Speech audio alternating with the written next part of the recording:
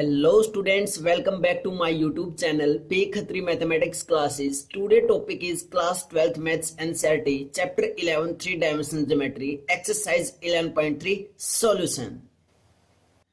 Question number 4 देखते हैं बेटा क्या है। In the following cases find the coordinates of the foot of the perpendicular drawn from the origin. हमें कुछ केसेस दिए गए हैं नीचे, उन सभी केसेस में हमें क्या निकालने हैं, coordinates of the foot of the perpendicular drawn from the origin. जो ओरिजिन से ड्रॉ किया गया है क्या, परपेंडिकुलर, उस परपेंडिकुलर के फुट के क्या निकालने, हमें क्या निकालने बेटा, कोऑर्डिनेट्स निकालने। तो देखते हैं कैसे करेंगे।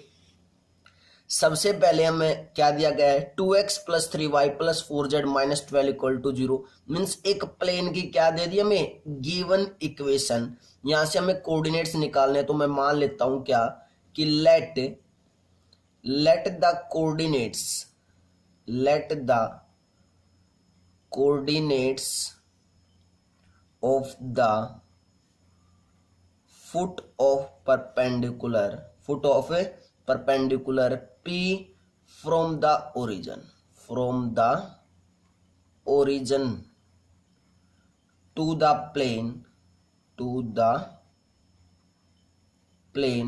B, क्या मान लिया हमने, x1 y1 और z1। क्लियर है बेटा, बोलो जल्दी। अगर मैं फिगर ड्रॉ करके दिखाऊं तो देखो, फिगर ड्रॉ कर लेते बेटा एक बार इसका। ये हमने फिगर ड्रॉ कर लिया बेटा। This is x axis, y axis and z axis, और ये क्या है, एक प्लेन है। हमें इस सेंटर से, या बोल सकते हैं ओरिजिन से, इस ओरिजिन से जो इस प्लेन के ऊपर परपेंडिकुलर ड्रॉ करना है। क्लियर है, जो इस प्लेन के ऊपर क्या हो रखा है, परपेंडिकुलर ड्रॉ हो रखा है। तो हमें इसके ये फुट ऑफ द परपेंडिकुलर, ये वाले कोऑर्डिनेट से निकालने हैं। इस पॉइंट का नाम मैंने क्या रख रखा है, पी पॉइंट, और ये ओरिजिन है तो इसको क्या मान लिया हमने, ओ पॉइंट मान लिया। That's clear. तो हमें किसके निकालने हैं, इस पी पॉइंट के कोऑर्डिनेट्स, और वो क्या मान लिया मैंने, x1 y1 और z1, ये हमें निकालने हैं। दैट्स क्लियर बेटा, बोलो जल्दी से। ठीक है, तो अब हमारे पास प्लेन की इक्वेशन क्या गिवन है, 2x + 3y + 4z = 12 लिख सकते हैं, क्योंकि 12 राइट हैंड साइड जाके क्या हो जाएगा बेटा, पॉजिटिव हो जाएगा ऑब्वियसली। क्लियर है, तो क्या आया, 2x + 3y + 4z = 0। ये प्लेन की कोई भी एक इक्वेशन है। तो हम यहां से डायरेक्ट क्या बता सकते हैं कि डायरेक्शंस रेशोज ऑफ नॉर्मल, ये भी तो एक नॉर्मल वेक्टर ही होगा। बोलो जल्दी से, क्योंकि हम इसको क्या लिख सकते हैं, आर वेक्टर की डॉट प्रोडक्ट एन वेक्टर के साथ और इक्वल टू डी, तभी आया होगा ये। क्लियर है, लेकिन ध्यान रखना ये डी क्या नहीं है, परपेंडिकुलर डिस्टेंस फ्रॉम ओरिजिन नहीं है, क्योंकि क्या है यहाँ पे, एन वेक्टर। तो यहां से अगर मैं एन वेक्टर निकालू तो क्या आएगा, 2i cap + k 3j cap + k 4k cap. Clear है, तो मैं यहां से डायरेक्शंस रेशोज बता सकता हूं। The directions ratios of normal vector या ऑफ नॉर्मल आर क्या है हमारे पास, 2 3 एंड 4i। क्लियर है, इस n वेक्टर का अगर मैग्नीट्यूड निकालेंगे तो क्या आएगा बेटा, n वेक्टर का मैग्नीट्यूड आ जाएगा √2 का स्क्वायर 4 + 3 का स्क्वायर 9 + 4 का स्क्वायर इज 16। मीन्स कितना आया, √29 आ गया। क्लियर है, लेकिन हमें क्या निकालने हैं, इस पी पॉइंट की कोऑर्डिनेट्स निकालने हैं। अब ये कोऑर्डिनेट कैसे निकालेंगे, ध्यान से देखना बेटा कैसे निकलेंगे। एक तो मैं इस ओपी का क्या निकाल लूं, डिस्टेंस निकाल लूं। मीन्स क्या निकाल लूं, स्मॉल डी निकाल लूं। क्लियर है, स्मॉल डी निकाल लें। सबसे पहले स्मॉल डी कैसे निकलेगा, अगर इस एन वेक्टर को मैं क्या कर दूं, डिवाइड कर दूं, किससे, इसके मैग्नीट्यूड से, या फिर मैं बोलूं कि इस फर्स्ट इक्वेशन को ही डिवाइड कर दूं, तो वहां से भी आ जाएगा बेटा, हमारे पास क्या आ जाएगा, नॉर्मल यूनिट वेक्टर आ जाएगा। तो वही निकालते हैं एक बार। डिवाइडिंग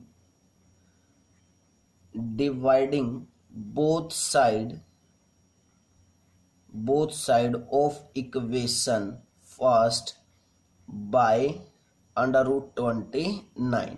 तो क्या आ जाएगा हमारे पास, 2/√29x + 3/√29y और +4/√29z और equal to 12 upon under root 29। अब ये किस शेप में आ चुका है पता है? ये आ चुका बेटा आर वेक्टर की डॉट प्रोडक्ट एन कैप के साथ और इक्वल टू डी। ये डी अब एक परपेंडिकुलर डिस्टेंस फ्रॉम ओरिजिन होगा और एक ये यूनिट वेक्टर आ चुका है, यूनिट नॉर्मल वेक्टर आ चुका है। That's clear? बोलो जल्दी यहां से। क्लियर है? तो हम यहां से क्या लिख सकते हैं कि this equation is of the किस फॉर्म की? Lx plus M Y plus N Z equal to D. इस शेप की आ चुकी है where L, M and N are the directions cosines of normal to the plane and D is the distance of normal from the origin। D क्या आ चुका है? Perpendicular distance from origin यहाँ पे आ चुका, लेकिन हमें क्या निकालना था? वो टारगेट नहीं भूलना। क्या निकालना था बेटा? जो परपेंडिकुलर था उसके क्या निकालने हैं? फुट के कोऑर्डिनेट्स फाइंड आउट करने हैं। तो कोऑर्डिनेट्स क्या आ जाएंगे? अब देखो हमारे पास क्या आ चुका है? नॉर्मल यूनिट वेक्टर आ चुका है, मींस L, M और N आ चुका है। ये L की वैल्यू होगी, ये M की वैल्यू होगी और ये N की वैल्यू होगी। क्लियर है? क्लियर यहां तक? उसके बाद अगर मैं इन सभी को किससे मल्टीप्लाई कर दूं? इस D से मल्टीप्लाई कर दूं तो क्या P के कोऑर्डिनेट्स नहीं आ जाएंगे? तो हमारे पास क्या आएगा यहां से? The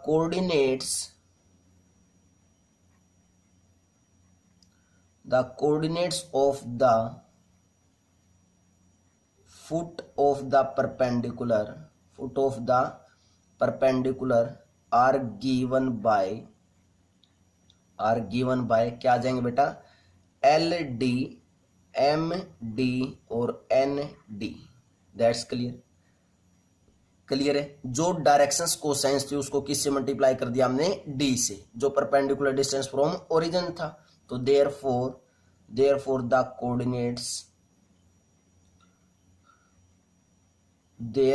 the coordinates of the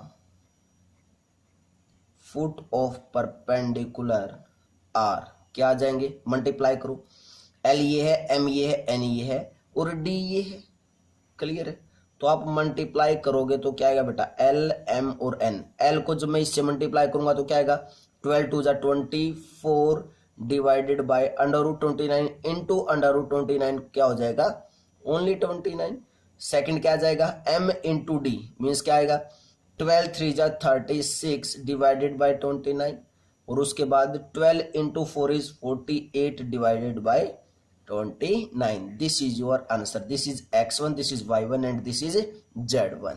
that's clear? Second part करते हैं, then before that pause the video, note it down.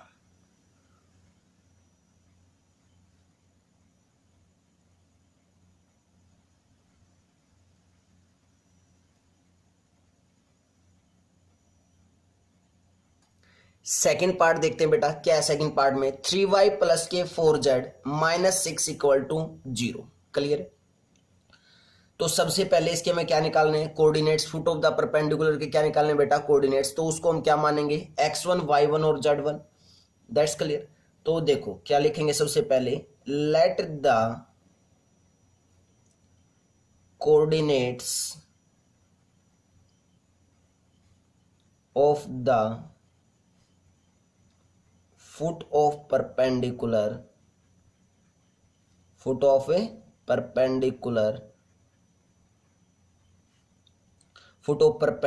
from the origin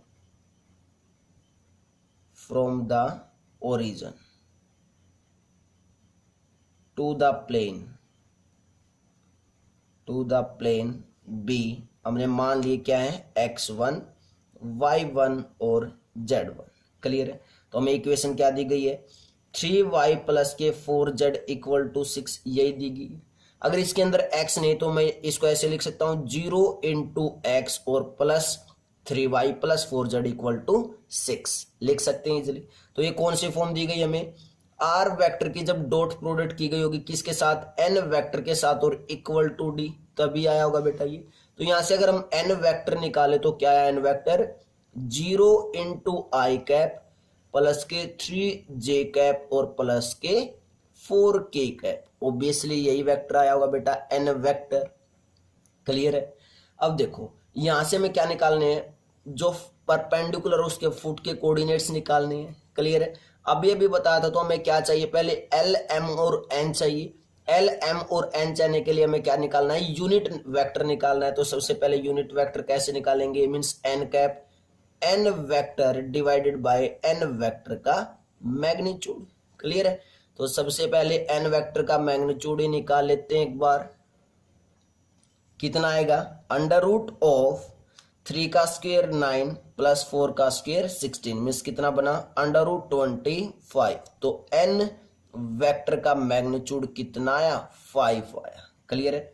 तो हमारे पास नॉर्मल यूनिट वेक्टर आ जाएगा क्या, N cap equal to 3 J cap plus के 4 के कैप और डिवाइडेड बाय 5, क्योंकि एन वेक्टर का मैग्नीट्यूड कितना है बच्चों, 5 आया है। तो means it means N cap equal to 3/5 J plus के 4/5 के। क्लियर है। अगर मैं अब इसको इस फॉर्म में लिखना चाहूं कि आर वेक्टर की डॉट प्रोडक्ट किसके साथ है, एन कैप के साथ और इक्वल टू डी लिखना चाहूं तो क्या आएगा, आर वेक्टर की डॉट प्रोडक्ट एन कैप कितना है 3/5 जे और प्लस के 4/5 के कैप और इक्वल टू डी। ये डी कौन सा है, परपेंडिकुलर डिस्टेंस फ्रॉम ओरिजिन, और परपेंडिकुलर डिस्टेंस फ्रॉम ओरिजिन यहां से अगर निकालेंगे तो क्या आएगा, 6 upon magnitude of N vector, तो कितना आएगा 6/5 आएगा। दैट्स क्लियर बेटा, बोलो जल्दी। और आर वेक्टर को जब मल्टीप्लाई करेंगे अंदर तो क्या बन जाएगा, 3/5x प्लस के सॉरी यहाँ पे क्या आएगा, y आएगा, 3/5y प्लस के 4/5 z equal to 6/5। That's clear. अब ध्यान से देखो, ये अगर हमारे पास ये वाले फॉर्म है तो इट मीन्स ये किसकी वैल्यू होगी, ये किसकी वैल्यू होगी, m की, ये किसकी वैल्यू होगी, n की, और ये क्या होगा बेटा, परपेंडिकुलर डिस्टेंस फ्रॉम ओरिजिन होगा। और जो L होना था वो क्या हो चुका है, 0। तो मैं इसको अगर कंप्लीट को कंपेयर करना चाहता हूं तो मैं इसको ऐसे लिख लूं, 0 इंटू एक्स प्लस के 3/5 इंटू वाई प्लस के 4/5 इंटू जेड और इक्वल टू 6/5। That's clear. ये 0 की वैल्यू क्या हो जाएगी, m, ये किसकी वैल्यू है, एम एल, ये किसकी वैल्यू है, l की, ये किसकी है, m की, ये किसकी है, n की, और ये क्या है बेटा, d है। तो अब हमें जो कोऑर्डिनेट्स चाहिए थे वो क्या चाहिए, फुट ऑफ द परपेंडिकुलर, तो वो क्या हो जाएंगे, LD MD और ND हो जाएंगे। That's clear. तो क्या आएगा, therefore the coordinates of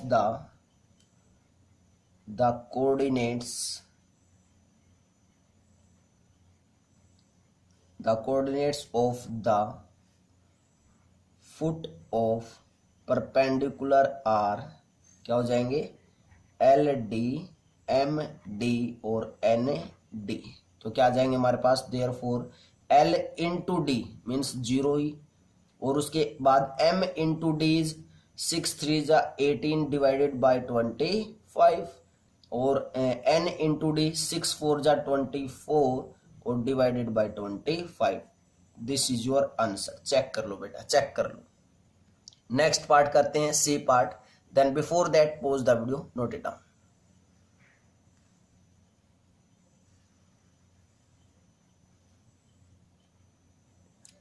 third part क्या बेटा, x plus Y plus Z equal to 1। तो हम इसको डायरेक्ट करते हैं, वो लाइनिंग आप लिख लेना कि फुट ऑफ द परपेंडिकुलर के कोऑर्डिनेट्स हम क्या मानते हैं बार बार, x1 y1 और z1। ठीक है। तो देखो ये इक्वेशन कब आई होगी प्लेन की, जब r वेक्टर की डॉट प्रोडक्ट की गई होगी किसके साथ, n वेक्टर के साथ और इक्वल टू d, तभी आया होगा। That's clear. मीन्स हम यहां से अगर लिखे तो r वेक्टर की डॉट प्रोडक्ट n वेक्टर के साथ, n वेक्टर के साथ, n वेक्टर मीन्स क्या आएगा यहां से, आई कैप प्लस के जे कैप प्लस के कैप और इक्वल टू 1। That's clear. जब इस आर वेक्टर की इस वेक्टर के साथ डॉट प्रोडक्ट की गई होगी तभी तो ये इक्वेशन बनी होगी। तो इट मीन्स अब ये कौन सी फॉर्म आ चुकी है, R vector into N vector equal to D. तो यहां से कंपेयर करवाएं तो एन वेक्टर क्या आ चुका है बेटा हमारे पास, आई कैप प्लस के जे कैप प्लस के कैप। क्लियर है। तो हमें यहां से क्या निकालना है, यूनिट वेक्टर। यूनिट वेक्टर कैसे आएगा, N cap equal to N vector divided by N vector का मैग्नीट्यूड। अब यहां से एन वेक्टर का मैग्नीट्यूड निकाले तो कितना आएगा, ऑब्वियसली क्या आएगा, अंडर रूट 3 आएगा, क्योंकि 1 का स्क्वायर 1, 1 का स्क्वायर 1, 1 का स्क्वायर 1, तो टोटल कितना हो जाएगा 3 और अंडर रूट 3 आ जाएगा। That's clear. तो एन कैप कितना आया हमारे पास, मीन्स नॉर्मल यूनिट वेक्टर क्या आएगा, आई कैप प्लस के जे कैप प्लस के कैप डिवाइडेड बाय रूट 3 आएगा। दैट्स क्लियर बेटा यहां तक। उसके बाद N cap equal to 1 by root 3 I cap plus के 1 by root 3 J cap plus के 1 by root 3 K cap.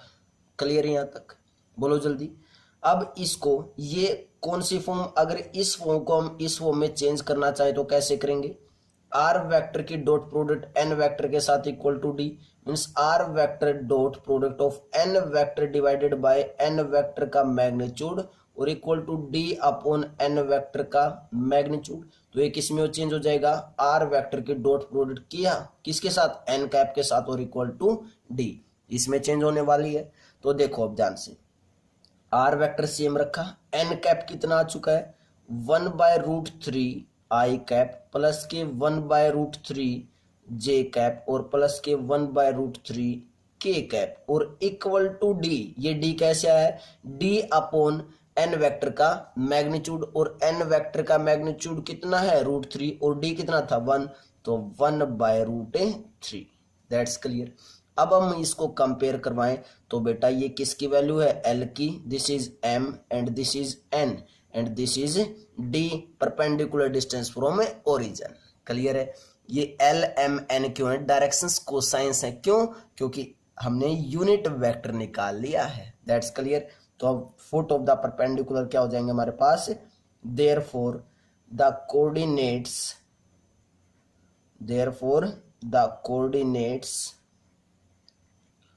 Of the foot of perpendicular are क्या बन जाएंगे बेटा, L into d, M into d और N इंटू डी। तो क्या आ जाएंगे हमारे पास, L इंटू डी करेंगे तो 1/3, M इंटू डी क्या तो भी 1/3 और N इंटू डी क्या तो भी 1/3। This is your answer. That's clear. अपने आप कर सकते हो बेटा, बहुत ही इजी है, डे पार्ट अपने आप करना है। That's clear. और कमेंट बॉक्स में आंसर जरूर भेजना है डे पार्ट का, देखते हैं कौन कौन बच्चे सही जवाब देंगे। क्लियर है। नेक्स्ट क्वेश्चन करते हैं, then before that pause the video, note it down. Question number 5 क्या बेटा, find the vector and Cartesian equation of the plane. Means हमें क्या निकालना है, प्लेन की वेक्टर और कार्टेशियन इक्वेशन हमें फाइंड आउट करनी है। क्लियर है।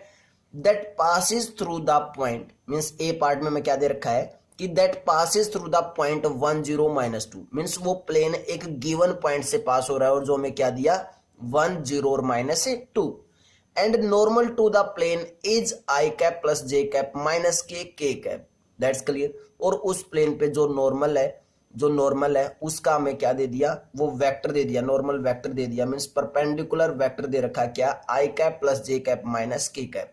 तो मैं इंट्रोडक्शन लेक्चर में बेटा एक आपको टॉपिक करवा के आया था, equation of a plane perpendicular to a given vector and passing through a given point. तो उसकी वेक्टर फॉर्म लिखते हैं सबसे पहले।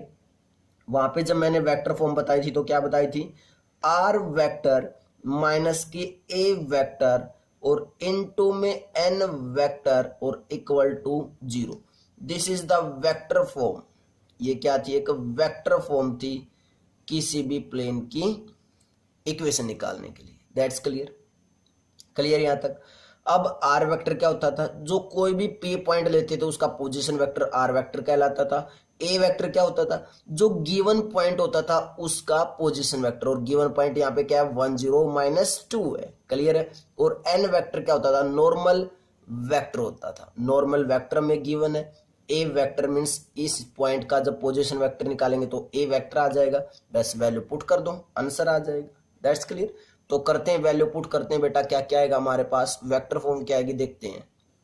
आर वेक्टर माइनस के a vector is the position vector of point this, और इस पॉइंट का जब पोजीशन वेक्टर निकालेंगे तो क्या आएगा, चेक कर लो क्या आने वाला बेटा, क्या आने वाला है, आई कैप प्लस के 0 into j cap, 0 into j cap और माइनस के 2 के कैप, यही आएगा, बोलो जल्दी, into N vector means normal vector, और नॉर्मल वेक्टर कितना हमारे पास है, आई कैप प्लस के जे कैप माइनस के कैप और इक्वल टू 0।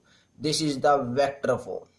ये क्या आ चुकी है हमारे पास है, वेक्टर फॉर्म आ चुकी है। दैट्स क्लियर बेटा। वैसा हमें फील करना है। इंट्रोडक्शन लेक्चर को अच्छे से अगर आप करके आयोगे तो बेटा कोई प्रॉब्लम नहीं आने वाली। That's clear. उसके बाद और क्या निकालना हमें, कार्टेशियन इक्वेशन। अगर कार्टेशियन इक्वेशन निकालनी है तो आप यहीं से निकाल सकते हो। आर वेक्टर क्या होता है, पी पॉइंट का पोजीशन वेक्टर, वो क्या होगा, एक्स आई कैप प्लस के वाई जे कैप प्लस के जेड के कैप में से कौन सा वेक्टर माइनस करना है, आई कैप माइनस के 2 के कैप, और इसकी डॉट प्रोडक्ट किसके साथ करनी है, आई कैप प्लस के जे कैप और माइनस के कैप के साथ, और इक्वल टू 0। तो यहां से जब माइनस करेंगे तो क्या आएगा, x माइनस 1 इंटू आई cap plus Y j cap, और क्या आ जाएगा, z minus minus plus 2 into के कैप, और इसकी डॉट प्रोडक्ट किसके साथ, आई कैप प्लस के जे कैप माइनस के कैप के साथ, और इक्वल टू क्या है, 0। जब इन दोनों वेक्टर्स की डॉट प्रोडक्ट करेंगे तो क्या आएगा बेटा, x माइनस 1 प्लस के y, और यहाँ पे क्या आएगा, minus of z plus 2 equal to 0। Clear है। आगे सोल्व करेंगे तो क्या आएगा, x minus 1 plus y minus z minus 2 equal to 0 means x plus y minus z और माइनस 3 इक्वल टू 0। क्लियर है। क्या आया, x plus y minus z minus 3 equal to 0, और आगे भी लिखना चाहो तो लिख दो x plus y minus z equal to 3। This is the cartesian equation of the plane. ये क्या आ चुकी है, Cartesian equation, cartesian equation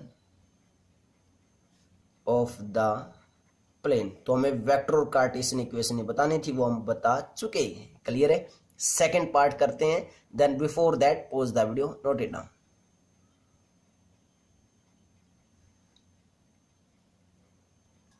second part देखते हैं बेटा। सेकंड पार्ट क्या है, that passes through the point 1 4 6 and normal vector to the plane is I cap minus 2 j cap plus के कैप। बिल्कुल फर्स्ट पार्ट की तरह, कुछ भी चेंज नहीं है।